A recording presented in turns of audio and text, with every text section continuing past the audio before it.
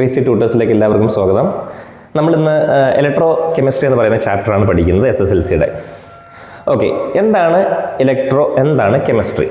Electro എന്ന് പറയുന്നത് കേൾക്കുമ്പോൾ തന്നെ നിങ്ങൾക്ക് മനസ്സിലാവും, ഇലക്ട്രിസിറ്റിയുമായിട്ട് ബന്ധപ്പെട്ട് പറയുന്ന കാര്യങ്ങളാണ്. കെമിസ്ട്രി എന്ന് പറയുന്നത് കെമിക്കൽ റിയാക്ഷൻസുമായിട്ട് ബന്ധപ്പെട്ട് പറയുന്ന കാര്യങ്ങളുമാണ്. ഓക്കെ, ഇത് രണ്ടും നിങ്ങൾ കേട്ടിട്ടുണ്ട്, പഠിച്ചിട്ടുണ്ട്. അപ്പോൾ ഇത് രണ്ടും കൂടെ റിലേറ്റ് ചെയ്തുകൊണ്ടാണ്, അല്ലെങ്കിൽ ഇത് തമ്മിലുള്ള ഒരു റിലേഷനെ പറ്റി പഠിക്കുന്നതാണ് ഇലക്ട്രോ കെമിസ്ട്രി എന്ന് പറയുന്ന ചാപ്റ്റർ. അപ്പോൾ ഇലക്ട്രോ കെമിസ്ട്രി എന്താണെന്ന് നോക്കാം. Relation between electricity and chemical reactions, അതായത് ഇലക്ട്രിസിറ്റിയും കെമിക്കൽ റിയാക്ഷൻസും തമ്മിലുള്ളൊരു ബന്ധം, ആ ഒരു റിലേഷനെ പറ്റിയിട്ടാണ് ഇലക്ട്രോ കെമിസ്ട്രിയിൽ പഠിക്കുന്നത്. ഇനി കെമിക്കൽ റിയാക്ഷൻ എന്ന് പറയുമ്പോൾ നിങ്ങൾക്ക് അറിയാവുന്ന കാര്യങ്ങളാണ്. ഇപ്പോൾ ഉദാഹരണം എടുത്തു കഴിഞ്ഞാൽ ബാറ്ററിയുടെ കേസ് എടുക്കുമ്പോൾ നിങ്ങൾ ഒരു ബാറ്ററി എടുക്കുക, അതൊന്ന് തല്ലി പൊട്ടിച്ച് അതിനകത്തുള്ള സാധനങ്ങളൊക്കെ നോക്കുമ്പോൾ അതിനകത്ത് കുറച്ച് കെമിക്കൽസ് ഒക്കെ ആയിട്ടുള്ള സംഭവങ്ങളാണ് കാണുന്നത്, അല്ലേ? അപ്പോൾ ഇതിനകത്ത് നിന്നും എങ്ങനെയാണ് ഇലക്ട്രിസിറ്റി പ്രൊഡ്യൂസ് ചെയ്യുന്നത്, അല്ലേ? നമുക്കൊരു സംശയം തോന്നാറുണ്ട്.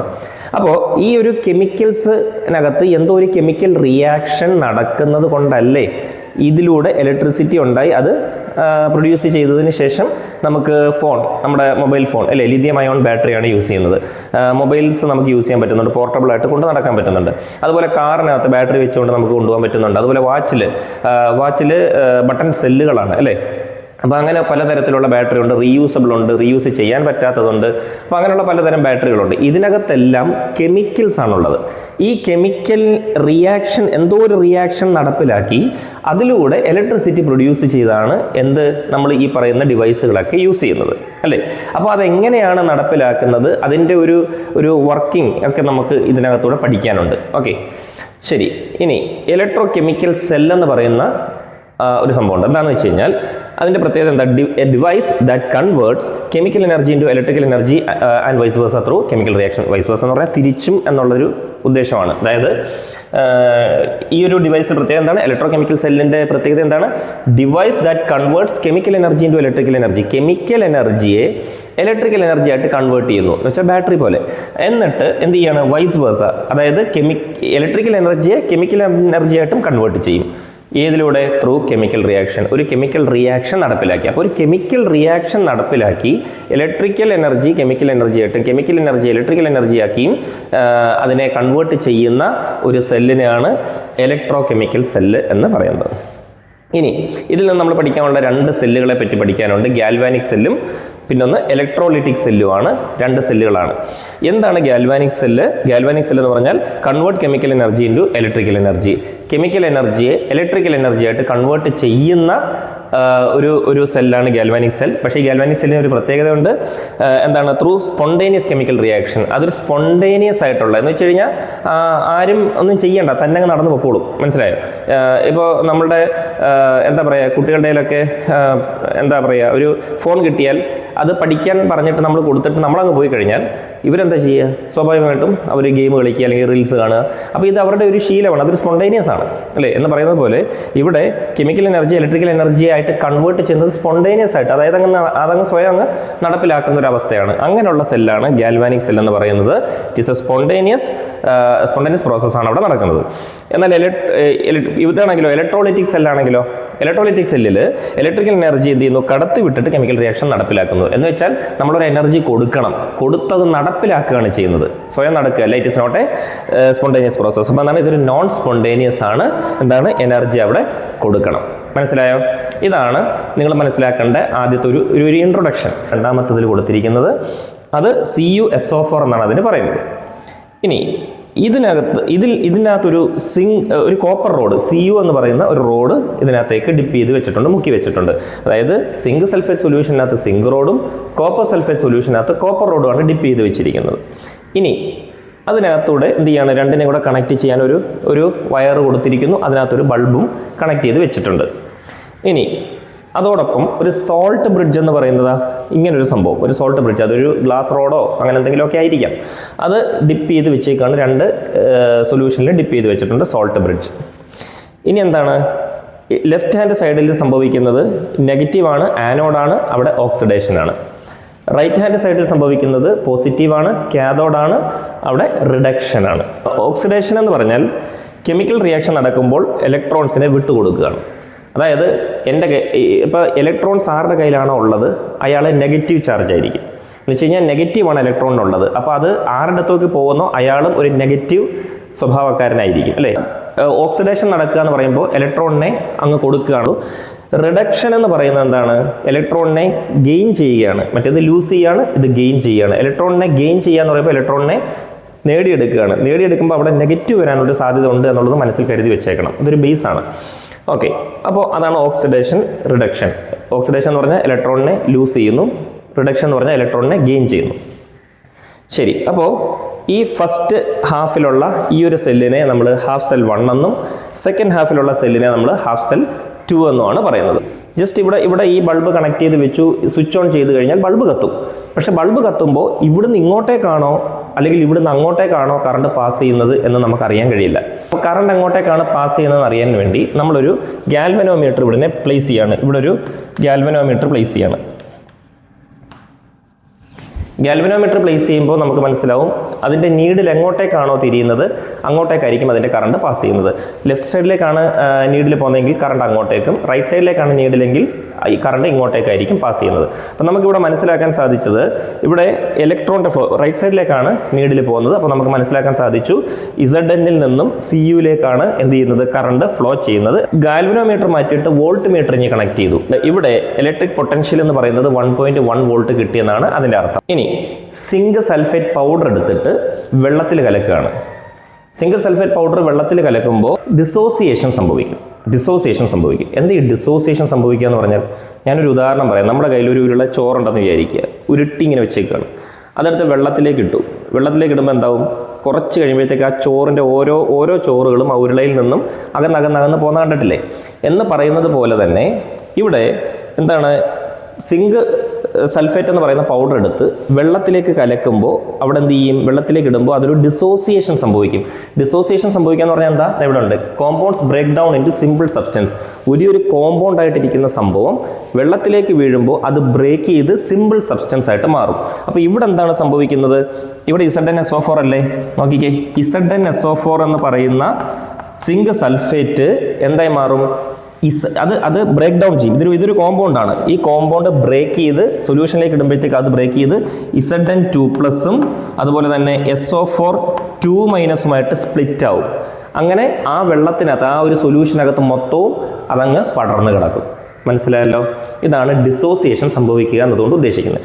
അതുപോലെ തന്നെ copper sulphate solution, CuSO4 solution, ഈ CuSO4 സൊല്യൂഷനകത്തേക്ക് കോപ്പർ പൗഡർ ഇടുമ്പോൾ അവിടെ അതും ഡിസോസിയേഷൻ സംഭവിച്ചിട്ട് Cu2+ഉം SO4 2- മാറി ആ ഒരു സൊല്യൂഷനകത്തേക്ക് അതങ്ങ് സ്പ്രെഡായി കിടക്കും. ഇനി അടുത്തത് നമ്മൾ പഠിക്കാനുള്ളത്, ഇതിനകത്തൊരു സോൾട്ട് ബ്രിഡ്ജ് കണക്ട് ചെയ്ത് വെച്ചിട്ടുണ്ട്. എന്തിനാ ഈ സോൾട്ട് ബ്രിഡ്ജ്? ഇപ്പോൾ നമുക്ക് ഇവിടെ ബൾബ് ഓൺ ആകുന്നു എന്ന് പറഞ്ഞു, സ്വിച്ച് ഓൺ ചെയ്യുമ്പോൾ ബൾബ് കത്തുന്നു. ഈ ബൾബ് കത്തിക്കൊണ്ടേയിരിക്കണം എന്നുണ്ടെങ്കിൽ സോൾട്ട് ബ്രിഡ്ജ് കൂടിയേ തീരത്തുള്ളൂ. ഓക്കെ, സോൾട്ട് ബ്രിഡ്ജ് നമുക്ക് അവിടെ ആവശ്യമാണ്. അപ്പോൾ സോൾട്ട് ബ്രിഡ്ജ് നടത്തുന്ന പ്രവർത്തനം എന്താണ്? അതായത് ഇവിടെ നോക്ക്, സോൾട്ട് ബ്രിഡ്ജ് എന്ന് പറഞ്ഞാൽ മെയിൻറ്റെയിൻ ഇലക്ട്രിക്കൽ ന്യൂട്രലിറ്റി. ആ ഇലക്ട്രിക്കൽ ന്യൂട്രലിറ്റി മെയിൻറ്റെയിൻ ചെയ്യാൻ, അതിൻ്റെ ഒരു ലെവൽ മെയിൻറ്റെയിൻ ചെയ്ത് കൊണ്ടുപോകാൻ ആയിട്ട് സോൾട്ട് ബ്രിഡ്ജാണ് യൂസ് ചെയ്യുന്നത്. അതുപോലെ തന്നെ ഈ രണ്ട് ഹാഫ് സെല്ലുകൾക്കിടയിലായിട്ട് ഇലക്ട്രോൺ ഫ്ലോ നടപ്പിലാക്കുന്നതുമാരാണ് സോൾട്ട് ബ്രിഡ്ജാണ്. അപ്പോൾ സോൾട്ട് ബ്രിഡ്ജിൻ്റെ പ്രത്യേകത മനസ്സിലായല്ലോ. ഇനി ഈ സിങ്ക് മെറ്റൽ ഉണ്ടല്ലോ, സിങ്ക് മെറ്റലിന് എപ്പോഴും ഇലക്ട്രോണിനെ വിട്ടുകൊടുക്കുന്നത് ഭയങ്കര ഇഷ്ടമാണ്. ഓക്കെ, അപ്പോൾ ഇയാൾ എന്ത് ചെയ്യും, 2 ഇലക്ട്രോണിനെ അങ്ങ് വിട്ടുകൊടുക്കും. അപ്പോൾ അതെവിടെ ചെല്ലും, ഇവിടെ വന്ന് ആ കോപ്പർ ഈ പറയുന്ന അയാൾ വിട്ടുകൊടുത്ത ഇലക്ട്രോണിനെ ഇയാൾ അങ്ങ് സ്വീകരിക്കും. മനസ്സിലായോ? അപ്പോൾ എന്തൊക്കെയാണ് ഇവിടെ ഈ 2 പ്രവർത്തനത്തിലൂടെ സംഭവിക്കുന്നത്? ഇയാൾ ഇലക്ട്രോണിനെ വിട്ടുകൊടുക്കുന്നു, ഓക്കെ, അപ്പോൾ ഓക്സിഡേഷൻ സംഭവിക്കുന്നു. ഇയാൾ ഇലക്ട്രോണിനെ സ്വീകരിക്കുന്നു, അവിടെ റിഡക്ഷൻ സംഭവിക്കുന്നു. ഇവിടെ സിങ്ക് സൾഫേറ്റ് സൊല്യൂഷനകത്തേക്ക് സിങ്ക് റോഡ് ഡിപ്പ് ചെയ്ത് വെച്ചേക്കല്ലേ. അപ്പോൾ എന്താ ഇവിടെ സംഭവിക്കുന്നത്, ഈ സിങ്ക് റോഡ് സോളിഡ് ആയിട്ടുള്ള റോഡാണല്ലോ, ആ സോളിഡ് ആയിട്ടുള്ള റോഡിൽ നിന്നും ഈ സൊല്യൂഷനകത്തേക്ക് ആറ്റംസ് ഇതിനകത്തേക്ക് അങ്ങ് ഇറങ്ങും. ഓക്കെ, അപ്പോൾ അങ്ങനെ വരുമ്പം എന്ത് സംഭവിക്കും, ഇവിടെ Zn2+ എന്ന് പറയുന്ന അയോൺസ് ആയിട്ട് അവിടെ ഫോം ചെയ്യും. അവിടെ എന്നിട്ട് അതുപോലെ തന്നെ എന്ത് ചെയ്യും, 2 ഇലക്ട്രോൺസ് അവിടെ നിന്ന് റിലീസായി പോവുകയും ചെയ്യും. എന്താ പറഞ്ഞ്, സിങ്ക് റോഡ് സിങ്ക് സൊല്യൂഷനകത്തേക്ക് സിങ്ക് സൾഫേറ്റ് സൊല്യൂഷനിൽ മുക്കി വെക്കുമ്പോൾ സിങ്ക് റോഡിനകത്ത് നിന്നും എന്ത് സംഭവിക്കും, ആറ്റംസ് അതിനകത്ത് നിന്ന് റിലീസ് ചെയ്യും. അത് ഏതിലേക്ക് വരും, ഈ സൊല്യൂഷനിലേക്ക് അങ്ങ് ഇറങ്ങും. അപ്പോൾ Zn2+ എന്ന് പറയുന്ന അയോൺസ് അവിടെ ഫോം ചെയ്യുന്നു. ആ സെയിം സമയത്ത് തന്നെ എന്ത് ചെയ്യുന്നു, 2 ഇലക്ട്രോൺസിനെ അങ്ങ് വിട്ടുകൊടുക്കുകയും ചെയ്യും, റിലീസ് ആവുകയും ചെയ്യുന്നു. അപ്പോൾ അതാണ് പറഞ്ഞത് ഓക്സിഡേഷനാണ്, ആനോഡാണ്, നെഗറ്റീവ് സൈഡാണ്. അപ്പോൾ ഇലക്ട്രോൺസിനെ ഇവിടുന്ന് വിട്ടുകൊടുക്കുന്നു. ഇനി ഈ വിട്ടുകൊടുത്തിരിക്കുന്ന ഇലക്ട്രോൺസിന് എങ്ങോട്ടേക്ക് പോവും? ഈ പറയുന്ന റോഡ് വഴി നേരെ എന്ത് ചെയ്യുന്നു? മെറ്റൽ വയർ വഴി കടന്ന് ഇവിടെ വന്ന് എന്ത് ചെയ്യുന്നു? CUവിൻ്റെ സൈഡിലേക്ക് വരുന്നു. അങ്ങനെ ഈ റോഡ് വഴി ഇറങ്ങി ഈ ഒരു സൊല്യൂഷനിലേക്ക് അത് എത്തുമ്പോൾ ഇവിടെയുള്ള Cu2+ എന്ത് ചെയ്യുന്നു? ആ ഇലക്ട്രോണിനെ സ്വീകരിക്കുകയും അങ്ങനെ Cu2+ഉം ആ ഇലക്ട്രോൺസും കൂടെ ചേർന്നുകൊണ്ട് അവിടെ ഒരു കോപ്പർ സോളിഡ് ആയിട്ടുള്ള ഒരു Cu അവിടെ ഫോം ചെയ്യുകയും ചെയ്യും. ആ Cu എന്ത് ചെയ്യുന്നു? ഈ സോളിഡ് ആയിട്ടുള്ള വസ്തുവിനകത്ത് വന്ന് എന്താ പറയുക, അള്ളിപ്പിടിച്ച് അല്ലെങ്കിൽ ഒട്ടിപ്പിടിച്ച് അതിനകത്തേക്ക് അങ്ങ് ഇരിക്കും. ഇതാണ് പ്രോസസ്സ്. അപ്പോൾ ഈ പ്രോസസ്സിൻ്റെ ഇക്വേഷനാണ് ഇവിടെ എഴുതിയിരിക്കുന്നത്. സിങ്ക് എന്ത് ചെയ്യുന്നു? 2 ഇലക്ട്രോൺസിനെ വിട്ടുകൊടുത്ത് കഴിയുമ്പോൾ 2 എണ്ണം വിട്ടുകൊടുത്താൽ അയാൾ എന്താണ്? പ്ലസ് ആവാൻ പോവുകയാണ്. ഇയാൾ സോളിഡ് ആയിട്ടിരുന്ന സിങ്ക് 2 ഇലക്ട്രോൺസിനെ വിട്ടുകൊടുത്തപ്പോൾ എന്തായി? Zn2+ എന്നായി മാറി. അതുപോലെ തന്നെ ഇവിടെ എന്ത് ചെയ്തു? കോപ്പർ സ്വീകരിച്ചു, ആ ഇലക്ട്രോൺസിനെ സ്വീകരിച്ചപ്പോൾ എന്തായി? Cu2+ ആയിരുന്നു. അയാൾ 2 ഇലക്ട്രോൺസിനെ മേടിച്ചപ്പോൾ ഇവിടുത്തെ 2+ അങ്ങ് പോയി Cu എന്നായി മാറി. Cu അക്വസ് ആണ്, ഇത് സോളിഡ് ആണ്. പിന്നെ അതിനുശേഷമുള്ള സെൽ റിയാക്ഷനാണ് എഴുതിയേക്കുന്നത്. ഇവിടുത്തെ 2 ഇലക്ട്രോൺസ് ഇവിടുത്തെ 2 ഇലക്ട്രോൺസും ക്യാൻസൽ ചെയ്തു കഴിയുമ്പോൾ ലെഫ്റ്റ് ഹാൻഡ് സൈഡിൽ Zn-ഉം ഇവിടെ Cu2+ഉം വരും. Zn + Cu2+. ഗീവ്സിനപ്പുറം Zn2+ഉം പിന്നെ അതുപോലെ Cuവും ചേർന്ന് വരും. മനസ്സിലായി? ഓക്കെ, അടുത്തത് റിയാക്ടിവിറ്റി സീരീസ് ആണ്. റിയാക്ടിവിറ്റി സീരീസ് നമുക്ക് വളരെ ഷോർട്ടായിട്ടൊന്ന് പറഞ്ഞു തരാം. ഇവിടെ റിയാക്ടിവിറ്റി കൂടിയ എലമെൻറ്റ്സ് എല്ലാം ആദ്യവും പിന്നെ റിയാക്ടിവിറ്റി കുറഞ്ഞത് അതിനനുസരിച്ച് താഴേക്ക് വരും. ഡിക്രീസിങ് ഓർഡറിലാണ് റിയാക്ടിവിറ്റി സീരീസ് ഇവിടെ എഴുതിയിട്ടുള്ളത്. ഡിക്രീസിങ് ഓർഡറിലാണ് വരുന്നത്. അപ്പോൾ ആദ്യം പൊട്ടാസ്യം ഏറ്റവും റിയാക്ടിവിറ്റി കൂടിയതാണ് K, പിന്നെ സോഡിയം Na, പിന്നെ കാൽഷ്യം അതിനേക്കാൾ റിയാക്ടിവിറ്റി കുറഞ്ഞതാണ് മെഗ്നീഷ്യം, അതിൽ കുറഞ്ഞത് അലൂമിനിയം, സിങ്ക്, അയൺ, നിക്കൽ, അങ്ങനെ കോപ്പർ, അങ്ങനെയുള്ള കാര്യങ്ങൾ അങ്ങനെ എന്താണ് ഡിക്രീസിങ് ഓർഡറിലേക്ക് പോകും. ഇതാണ് റിയാക്ടിവിറ്റി സീരീസിൻ്റെ ആ രീതികൾ. ആ ഒരു ഡിക്രീസിങ് ഓർഡർ ഒന്ന് പഠിച്ചു വെക്കണം, എന്നാലേ നമുക്കിതൊക്കെ ചെയ്യാൻ പറ്റുള്ളൂ. അപ്പോൾ ഇതിൻ്റെ ഡെഫിനേഷൻ എന്താ? The series in which elements are arranged in the decreasing order of their reactivity. കണ്ടോ, ദ സീരീസ് എന്താണ്? റിയാക്ടിവിറ്റി സീരീസ് എന്ന് പറഞ്ഞാൽ in which elements are arranged. എലമെന്റ്സിനെ എങ്ങനെയാണ് അറേഞ്ച് ചെയ്തിരിക്കുന്നത്? ഇൻ ദ ഡിക്രീസിങ് ഓർഡർ, കുറഞ്ഞു വരുന്നത്, അതായത് റിയാക്ടിവിറ്റി കുറഞ്ഞു വരുന്ന ഓർഡറിനനുസരിച്ചിട്ടായിരിക്കും ഓഫ് ദ റിയാക്ടിവിറ്റി. അതിൻ്റെ റിയാക്ടിവിറ്റി കുറഞ്ഞു വരുന്ന രീതിക്ക് അനുസരിച്ചിട്ടായിരിക്കും നമ്മളത് എന്ത് ചെയ്തിരിക്കുന്നത്? സെറ്റ് ചെയ്തിരിക്കുന്നത്. അതാണ് റിയാക്ടിവിറ്റി സീരീസിലുള്ള ആ ഒരു എലമെന്റുകളുടെ ഓർഡർ എന്ന് പറയുന്നത്. അങ്ങനെയാണ്. ഇനി ആപ്ലിക്കേഷൻസ് ഓഫ് റിയാക്ടിവിറ്റി സീരീസ് ഉണ്ട്. നമ്മൾ ആദ്യം നേരത്തെ പറഞ്ഞിരുന്നു എന്താണ്? ഇലക്ട്രോൺസിനെ വിട്ടുകൊടുത്താൽ അത് ഓക്സിഡേഷനാണ്. ഓക്സിഡേഷൻ നടന്നാൽ അതിനെ നമ്മൾ എന്തെന്ന് പറയും? റെഡ്യൂസിങ് ഏജന്റ് എന്നാണ് പറയുന്നത്. ഓക്സിഡൈസിങ് ഏജന്റ് എന്നല്ല. ഓക്സിഡേഷൻ നടക്കുന്നതിനെ റെഡ്യൂസിങ് ഏജന്റ് എന്ന് പറയും. പിന്നെ ഇലക്ട്രോൺസിനെ നേടിയെടുത്താൽ, ഗെയിൻ ചെയ്താൽ റിഡക്ഷൻ സംഭവിക്കും. റിഡക്ഷൻ സംഭവിക്കുന്നതിനെ ഓക്സിഡൈസിങ് ഏജന്റ് എന്നായിരിക്കും പറയുന്നത്. രണ്ടും തമ്മിൽ തിരിഞ്ഞു പോകരുത്. ഇനി ഡിസ്പ്ലേസ്മെന്റ് റിയാക്ഷൻ, അല്ലെങ്കിൽ A എന്ന് പറയുന്ന ആൾക്ക് ഈ സിയുമായിട്ട് ഫ്രണ്ട്ഷിപ്പ് ഭയങ്കര ആഗ്രഹമാണ്. പക്ഷേ സി ആണെങ്കിൽ എന്ത് ചെയ്തു? ബിയുമായിട്ട് വളരെ ഫ്രണ്ടായി. അപ്പോൾ എന്ത് ചെയ്യാണ്? ഇയാൾ പോയിട്ട് ഈ ബിയേക്കാൾ പവർഫുൾ ആയിട്ട് തിരിച്ചു വന്നപ്പോൾ എന്ത് ചെയ്തു? സി ആ ബിയെ എടുത്താൽ കളഞ്ഞിട്ട് എയുടെ കൂടെ കയറിയിരുന്നു. അല്ലെങ്കിൽ എ വന്നിട്ട് ബിയെ എടുത്ത് ഇടിച്ച് വെളിയിൽ കളഞ്ഞിട്ട് സിയുടെ കൂടെ ഇരുന്നു. മനസ്സിലായോ? അപ്പോൾ ഇവിടെ നോക്ക്, എ ഉണ്ടോ? എ എന്ന് പറയുന്നത് ബിയും സിയും തമ്മിൽ കൂട്ടി. A+BC gives. എ എന്ന് പറയുന്നത് ബിയേക്കാൾ റിയാക്ടിവിറ്റി കൂടിയ ആളാണ്. അപ്പോൾ എന്ത് ചെയ്യും? ആ ബി എന്ന് പറയുന്ന സംഭവത്തിനെ എടുത്ത് അവിടുന്ന് അങ്ങ് വെളിയിൽ കളഞ്ഞിട്ട് എന്ത് ചെയ്യും? ബി ഇവിടെ വന്നു. എന്നിട്ട് എന്താണ്? ഈ സി എയുടെ കൂടെ ചേർന്നിരിക്കും. എക്ക് ബിയേക്കാൾ റിയാക്ടിവിറ്റി കൂടിയതാണ്, അതുകൊണ്ട് ബിയെ എടുത്ത് അങ്ങ് വെളിയിൽ കളഞ്ഞിട്ട് എ എന്ത് ചെയ്തു? സിയുടെ കൂടെ കയറിയിരുന്നു. ഉണ്ടോ? അപ്പോൾ AC+B. അപ്പോൾ ഉണ്ടാവും എ ആണ് കൂടുതൽ റിയാക്റ്റീവ്. അപ്പം എ വെച്ച് ബിയെ ഡിസ്പ്ലേസ് ചെയ്തു. അടുത്ത മറ്റൊരു ഉദാഹരണം, Zn+HCl ഗീവ്സ് എന്തായിരിക്കും സംഭവിക്കുന്നത്? Zn ഉണ്ട്, HCl ഉണ്ട്. അപ്പം Zn എന്ന് പറയുന്നത് എന്താണ്? ഹൈഡ്രജനേക്കാളും, സിങ്ക് എന്ന് പറയുന്നത് ഹൈഡ്രജനേക്കാൾ കൂടുതൽ റിയാക്ടിവിറ്റി ഉള്ളതാണല്ലോ. നമ്മൾ പഠിച്ചിട്ടുണ്ട് സിങ്ക് എന്ന് പറയുന്നത് ഹൈഡ്രജനേക്കാളും എന്താണ്? കൂടുതൽ റിയാക്ടിവിറ്റി ഉള്ളതാണ്. സിങ്ക് ആണ്, ഹൈഡ്രജൻ താഴെയാണ് പോകുന്നത്. അപ്പോൾ സിങ്ക് ഹൈഡ്രജനേക്കാളും കൂടുതൽ റിയാക്ടിവിറ്റി ഉള്ളതാണ്. അപ്പോൾ സിങ്ക് എന്ത് ചെയ്യും? സിങ്ക് അവിടെ വന്നിട്ട് ഹൈഡ്രജൻ എടുത്ത് പുറത്ത് കളഞ്ഞിട്ട് ആ ക്ലോറിനെ എടുത്ത് കൂടിയിരുത്തും. അപ്പോൾ ഉണ്ടോ Zn എന്താണ്? Cl2 പ്ലസ് H അങ്ങ് പുറത്ത് ഒറ്റപ്പെട്ടു പോകും, പ്ലസ് H2. മനസ്സിലായല്ലോ? അപ്പോൾ ഇതാണ്. Okay, applications of reactivity series ആണ്. അതിൽ 3 ആപ്ലിക്കേഷൻസ് ഇവിടെ എഴുതിയിട്ടുണ്ട്. To identify which metal is being displaced. രണ്ടാമത് to identify oxidising agent and reducing agent. To identify the displacement of hydrogen from acid. Okay, നമ്മൾ ഇനി അടുത്തത് പറയുന്നത് ഇലക്ട്രോലിറ്റിക് സെല്ലിനെ പറ്റിയിട്ടാണ്. എന്താണ് ഈ ഇലക്ട്രോലിറ്റിക് സെൽ എന്ന് പറഞ്ഞാൽ? Cells which utilises electrical energy to bring about chemical changes. അതായത് ഒരു കെമിക്കൽ റിയാക്ഷൻ, അതായത് ഇലക്ട്രിസിറ്റി ഉപയോഗിച്ചിട്ട് ഒരു കെമിക്കൽ റിയാക്ഷൻ നടത്തണം. അപ്പോൾ ഇലക്ട്രിസിറ്റി ഉപയോഗിച്ച് ഒരു കെമിക്കൽ റിയാക്ഷൻ നടത്തി എടുക്കുന്നതിനെയാണ് എന്തെന്ന് പറയുന്നത്? ഇലക്ട്രോലിറ്റിക് സെൽ എന്ന് പറയുന്നത്. അതായത് ഇലക്ട്രിസിറ്റി ഉപയോഗിച്ചിട്ട് നമുക്കൊരു കെമിക്കൽ റിയാക്ഷൻ നടത്തിയെടുക്കണം. സ്വന്തമായിട്ട് ആ കെമിക്കൽ റിയാക്ഷൻ നടക്കത്തില്ല. മനസ്സിലായില്ല? അപ്പം ആ ഒരു കെമിക്കൽ റിയാക്ഷന് ഇലക്ട്രിസിറ്റി ഉപയോഗിച്ച് നടത്തിയെടുക്കുന്ന ആ പ്രോസസ്സിനെയാണ് എന്തെന്ന് പറയുന്നത്? ഇലക്ട്രോലിറ്റിക് സെൽ എന്ന് പറയുന്നത്. അപ്പോൾ cell which utilises electrical energy to bring about chemical changes എന്ന് പറഞ്ഞുകൊണ്ട് നിങ്ങളുടെ ടെക്സ്റ്റ് ബുക്കിൽ കൊടുത്തിരിക്കുന്നത് അതാണ്. ഓക്കെ, ഇനി നമ്മൾ ഇവിടെ ഒരു എക്സ്പെരിമെൻ്റ് നടത്താൻ പോവുകയാണ്. Experiment in acidified water. Acidified water എന്ന് പറഞ്ഞു കഴിഞ്ഞാൽ വെള്ളത്തിനകത്ത് ആസിഡ് ഒഴിച്ച ആ ഒരു വെള്ളത്തിനെ വെച്ചുകൊണ്ട് നമ്മളൊരു എക്സ്പെരിമെൻറ്റ് നടത്തുക എന്നർത്ഥം.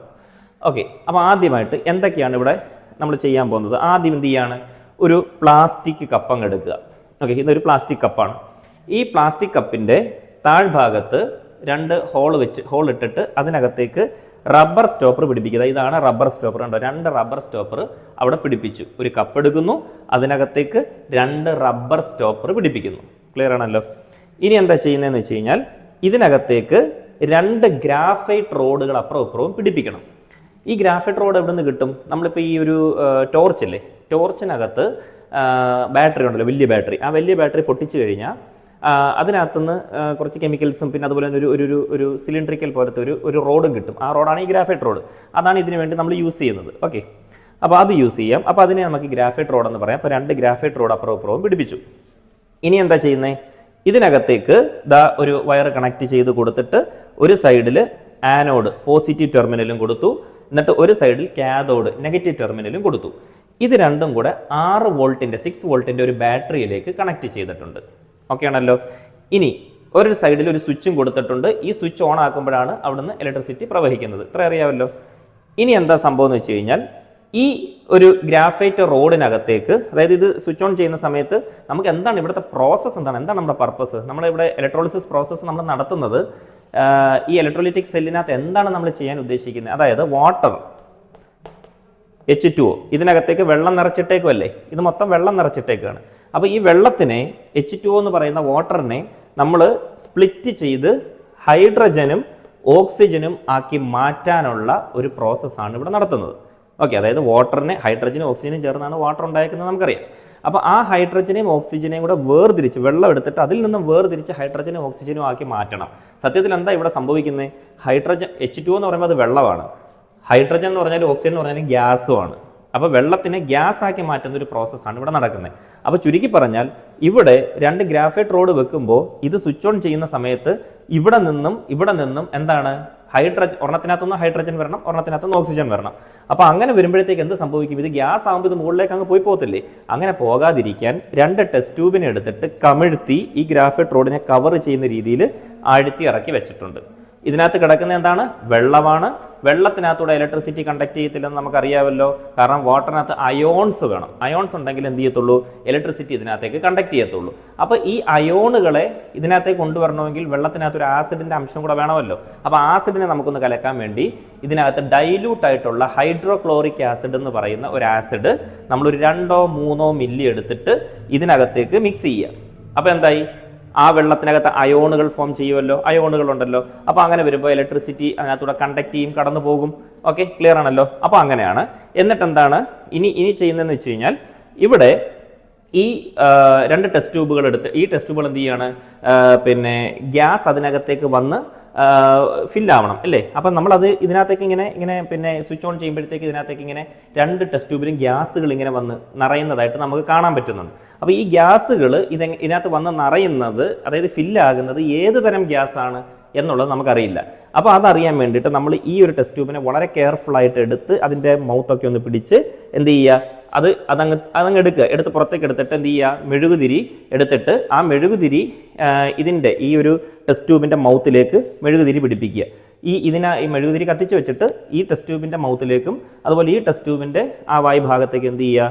മെഴുകുതിരി കൊണ്ടുവെക്കുക. അപ്പോൾ എന്താണ് കാണുന്നതെന്ന് ചോദിച്ചാൽ ഈ ഒരു ടെസ്റ്റ് ട്യൂബിനകത്ത് മെഴുകുതിരി കൊണ്ട് അങ്ങോട്ട് വെക്കുമ്പോൾ അതിൻ്റെ തീനാളം ഭയങ്കരമായിട്ട് അങ്ങ് ആളി കത്തുന്നതായിട്ട് നമുക്ക് കാണാൻ പറ്റും. അതുപോലെ ഇതിനകത്തേക്ക് വെക്കുമ്പോഴത്തേക്ക് എന്താണ്? പോപ്പ് സൗണ്ട് കേൾക്കുക. അതായത് പോപ്പ് എന്ന് പറഞ്ഞ ഒരു ചെറിയ ശബ്ദം, അങ്ങനെ ആ പോപ്പ് സൗണ്ട് കേൾക്കുന്നു. അതോടൊപ്പം തന്നെ ആ തിരുനാളം എന്ത് ചെയ്യണം? അല്ലെങ്കിൽ ആ ഒരു മെഴുകുതിരി അങ്ങ് അണയുകയാണ് ചെയ്യുന്നത്. അപ്പോൾ ഇതിൽ നിന്ന് നമുക്ക് മനസ്സിലാക്കാൻ പറ്റുന്നത് ഈ ഒരു ടെസ്റ്റ് ട്യൂബിനകത്ത് നിലനിൽക്കുന്ന വാതകം അല്ലെങ്കിൽ ഗ്യാസ് എന്ന് പറയുന്നത് ഓക്സിജനാണ്. ഓക്സിജൻ ആയതുകൊണ്ടാണല്ലോ കത്താൻ സഹായിക്കുന്നത്. രണ്ടാമത്തിനകത്ത് അത് അണഞ്ഞുപോയി. അതുപോലെ തന്നെ എന്താണ്? ഒരു പോപ്പ് സൗണ്ട് കേട്ടിട്ടുണ്ടെങ്കിൽ അതിനകത്ത് നിലനിൽക്കുന്ന ഗ്യാസ് എന്ന് പറയുന്നത് ഹൈഡ്രജൻ ഗ്യാസ് ആണെന്ന് നമുക്ക് മനസ്സിലാക്കാം. അങ്ങനെ ഒന്നിനകത്തൂടെ ഓക്സിജനും ഒന്നിനകത്തൂടെ ഹൈഡ്രജനും നമുക്ക് വേർതിരിഞ്ഞ് കിട്ടി. അപ്പോൾ ഇതാണ് ഇവിടെ നമ്മൾ വേർതിരിച്ചെടുക്കാൻ വേണ്ടിയിട്ട് ചെയ്ത ഒരു പ്രോസസ്സാണ് ഈ ഒരു ഇലക്ട്രോലൈറ്റിക് സെല്ല് എന്ന് പറയുന്നത്. ക്ലിയർ ആണല്ലോ?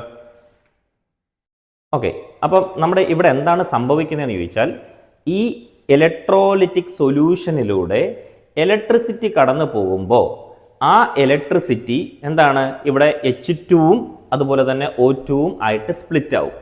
ഓക്കെ, അപ്പോൾ ഇങ്ങനെ രണ്ട് സ്പ്ലിറ്റ് ആയിട്ട് കിട്ടുന്നു. ഇതാണ് നമ്മുടെ ഒബ്സർവേഷൻ എന്ന് പറയുന്നത്. അതായത് കറണ്ട് കടത്തി വിട്ടപ്പോൾ എന്താണ് അവിടെ ഒരു കെമിക്കൽ റിയാക്ഷൻ നടന്നു അല്ലേ?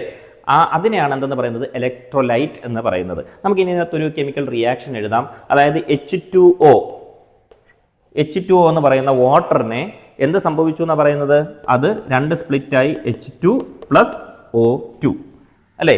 ഇവിടെ ഈ ഇക്വേഷൻ ബാലൻസ്ഡ് അല്ല, ബാലൻസ് ചെയ്യണം. അറിയാമല്ലോ ബാലൻസ് ചെയ്യുന്ന രീതിയൊന്നും പ്രത്യേകിച്ച് എടുത്ത് പറയണ്ട, എന്നാൽ ഈ പറഞ്ഞ സ്ഥിതിക്ക് ഇതൂടെ പറയാം.